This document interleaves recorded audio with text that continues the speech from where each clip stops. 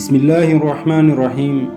السلام علیکم ورحمۃ اللہ وبرکاتہ۔ سیرت النبی صلی اللہ علیہ وسلم، قسط نمبر 2۔ عربوں کی تاریخ۔ عرب اقوام۔ مورخین عرب قوم کو 3 گروہوں میں تقسیم کرتے ہیں۔ عرب باعدہ، یہ قوم عرب لوگ ہیں جو اس ملک میں آباد تھے۔ ان میں قوم عاد و سمود کا نام آپ میں سے اکثر نے سن رکھا ہوگا۔ ان کے علاوہ عمالقہ، تسم، جدیس، عمیم وغیرہ بھی اہم ہیں۔ ان لوگوں نے عراق سے لے کر شام اور مصر تک سلطنتیں قائم کر لی تھیں۔ بابل اور عاشور کی سلطنتوں اور قدیم تمدن کے بانی یہی لوگ ہیں۔ یہ قومیں کیسے صفحہ ہستی سے مٹ گئیں، اس کے متعلق تاریخ ہمیں تفصیل سے کچھ بتانے سے قاصر ہے، لیکن اب بابل، مصر، یمن اور عراق کے آثار قدیمہ سے انکشافات ہو رہے ہیں اور کتابیں لکھی جا رہی ہیں، جبکہ قوم عاد و سمود کے حوالے سے قرآن مجید ہمیں بتاتا ہے کہ یہ قومیں اللہ تعالیٰ کی نافرمانی اور سرکشی میں جب حد سے بڑھ گئیں تو ان کو عذاب الہی نے گھیر لیا اور یہ نیست و نابود ہو گئی۔ عرب عربہ کو بنو قحطان بھی کہا جاتا ہے۔ یہ حضرت نوح علیہ السلام کے بیٹے سام بن نوح کی اولاد سے ہیں، اور یہ لوگ قدیم عرب یعنی عاد و سمود وغیرہ کی تباہی اور جزیرہ نما عرب سے مٹ جانے کے بعد یہاں آباد ہوئے۔ قحطان حضرت نوح علیہ السلام کا پوتا تھا، جس کے نام پر یہ لوگ بنو قحطان کہلائے۔ پہلے یہ لوگ یمن کے علاقے میں قیام پذیر ہوئے۔ مشہور ملکہ سبا یعنی حضرت بلقیس کا تعلق بھی بنو قحطان کی ایک شاخ سے تھا۔ پھر ایک دور آیا کہ بنو قحطان کو سرزمین عرب کے دوسرے علاقوں میں نقل مکانی بھی کرنا پڑی۔ اس کی ایک وجہ تو وہ مشہور سیلاب ہے جو مارب بند ٹوٹ جانے کی وجہ سے آیا، جس کے نتیجے میں ان لوگوں کو جان بچانے کے لیے دوسرے علاقوں کا رخ کرنا پڑا۔ اس سیلاب کا ذکر قرآن مجید میں بھی آیا ہے۔ اور دوسری وجہ یہ کہ جب ان کی آبادی پھیلی تو مجبوراً ان کے مختلف قبائل کو یمن سے نکل کر اپنے لیے نئے علاقے ڈھونڈنا پڑے، جس کے نتیجے میں یہ لوگ جزیرہ نما عرب کے طول عرض میں پھیل گئے، جبکہ کچھ قبائل شام و ایران اور عرب کے سرحدی علاقوں کی طرف بھی نکل گئے اور وہاں اپنی آبادیاں قائم کی، جبکہ ایک قبیلہ بنو جرہم مکہ کی طرف جا نکلا اور زمزم کے چشمے کی وجہ سے حضرت ابراہیم علیہ السلام کی زوجہ حضرت ہاجرہ رضی اللہ عنہا کی اجازت سے وہاں آباد ہو گیا۔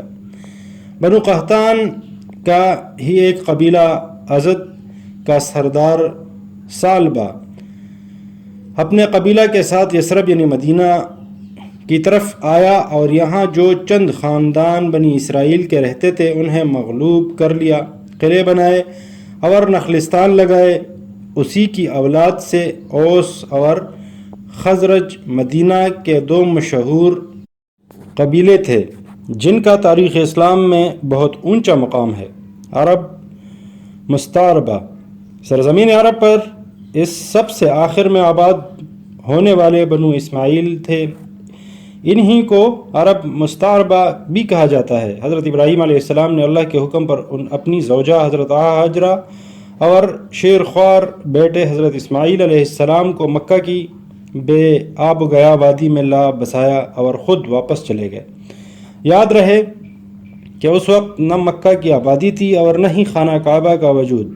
خانہ کعبہ ویسے تو حضرت آدم علیہ السلام کے وقت تعمیر ہوا، مگر خانوادہ ابراہیم علیہ السلام کی ہجرت کے وقت وہ تعمیر معدوم ہو چکی تھی، اور پھر بعد میں جب حضرت اسماعیل علیہ السلام کی عمر 15 سال کی تھی تو حضرت ابراہیم علیہ السلام مکہ تشریف لائے تھے، اور ان دونوں باپ بیٹے نے مل کر اللہ کے حکم پر اور حضرت جبرائیل علیہ السلام کی رہنمائی اور نگرانی میں خانہ کعبہ کو انہی بنیادوں پر از نو تعمیر کیا جن پر کبھی حضرت آدم علیہ السلام نے بنایا تھا۔ جب شدید گرمی اور پیاس سے حضرت اسماعیل علیہ السلام کی حالت خراب ہونا شروع ہوئی تو حضرت ہاجرہ ایک عظیم ماں کی وہ بے قرار دوڑ شروع ہوئی جو آج بھی حج کا ایک لازم حصہ ہے۔ آپ پانی کی تلاش میں کبھی صفا پہاڑی پر چڑھ کر دور دور تک دیکھتی کہ شاید کہیں پانی نظر آئے، اور کبھی صفا کی مخالف سمت میں مروہ پہاڑی پر چڑھ کر دیکھتی مگر وہاں پانی ہوتا تو نظر آتا۔ اس دوران جب حضرت اسماعیل علیہ السلام کے رونے کی آواز ماں کے کانوں میں پڑتی تو بے قرار ہو کر ان کے پاس دوڑی دوڑی جاتی، اور جب ان کو پیاس سے جاں بلب اور روتا بلکتا دیکھتی تو پھر دیوانہ وار پانی کی تلاش میں جاتی۔ اسی اثنا میں کیا دیکھتی ہیں کہ جہاں ننھے اسماعیل علیہ السلام اپنی ایڑیاں رگڑ رہے تھے وہاں سے پانی کسی چشمہ کی صورت ابل رہا ہے۔ بھاگ کر بیٹے کے پاس پہنچی، اللہ کا شکر ادا کرتے ہوئے بیٹے کو پانی پلایا، خود بھی پیا، اور پھر اس چشمے کے ارد گرد تالاب کی صورت میں مٹی کے منڈیر بنا دی۔ لیکن جب پانی مسلسل بڑھتے بڑھتے تالاب کے کناروں سے باہر نکلنے لگا تو بے اختیار آپ کے منہ سے نکلا زم زم، یعنی ٹھہر جا ٹھہر جا، اور ان کے یہ فرماتے ہی پانی یک دم ٹھہر گیا۔ یہاں آپ سے زمزم کے کنویں کے متعلق ایک معجزاتی بات شیئر کرنا چاہتا ہوں۔ موجودہ دور میں اس کنویں میں بڑی بڑی موٹریں لگا کر پانی نکالا جاتا ہے۔ کنویں میں پانی کا لیول خانہ کعبہ کی بنیادوں سے ہمیشہ 6 فٹ نیچے رہتا ہے۔ کنویں سے 24 گھنٹے لگاتار پانی نکالا جاتا ہے، جس کی مقدار ملینز آف ملینز گیلنز میں ہوتی ہیں۔ اب دو بہت ہی عجیب باتیں ظہور پذیر ہوتی ہیں۔ ایک تو یہ کہ 24 گھنٹے میں مسلسل پانی نکالنے کی وجہ سے کنویں کا جو لیول کم ہوتا ہے وہ بہت تیزی سے محض 11 منٹوں میں اپنی اصل جگہ پر واپس آ جاتا ہے، اور اسی سے بھی زیادہ حیران کن بات یہ ہے کہ اتنی تیزی سے اوپر چڑھنے والا پانی ہمیشہ ہی اپنے لیول یعنی خانہ کعبہ کی بنیادوں سے 6 فٹ نیچے پہنچ کر خود بخود رک جاتا ہے۔ یہ اوپر کیوں نہیں چڑھتا؟ اور اگر یہ پانی خود بخود نہ رک جائے تو تب غور کریں کہ اگر 24 گھنٹے نکالا جانے والا پانی صرف 11 منٹوں میں پورا ہو جاتا ہے تو اگر یہ پانی نہ رکے اور اوپر چڑھ کر باہر بہنا شروع کر دے تو تب کیا صورت پیدا ہوگی؟ یقیناً یہ حضرت حاجرہ کے مبارک فرمان یعنی زمزم ٹھہر جا کی برکت ہے کہ یہ اپنے حدود سے تجاوز نہیں کرتا، اور جتنا بھی اس سے پانی نکال لیا جائے یہ بس اپنے اسی لیول تک آ کر خود بخود رک جاتا ہے جہاں کبھی اسے حضرت حاجرہ نے روکا تھا۔ اب اصل موضوع کی طرف پلٹتے ہیں۔ اوپر بنو قحطان کے ایک قبیلہ جرہم کا ذکر کیا گیا۔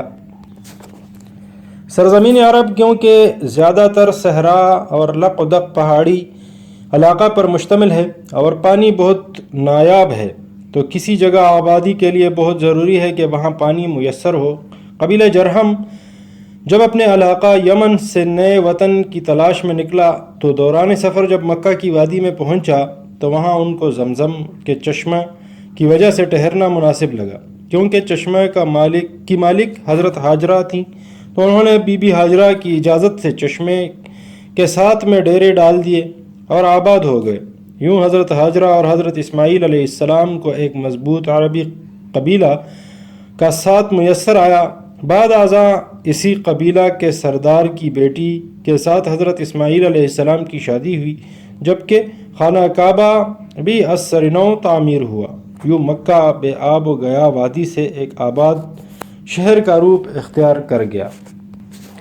آپ سب دوستوں نے اس ویڈیو کو آگے شیئر کرنا ہے اور چینل کو سبسکرائب کرنا ہے۔ السلام علیکم ورحمۃ اللہ وبرکاتہ۔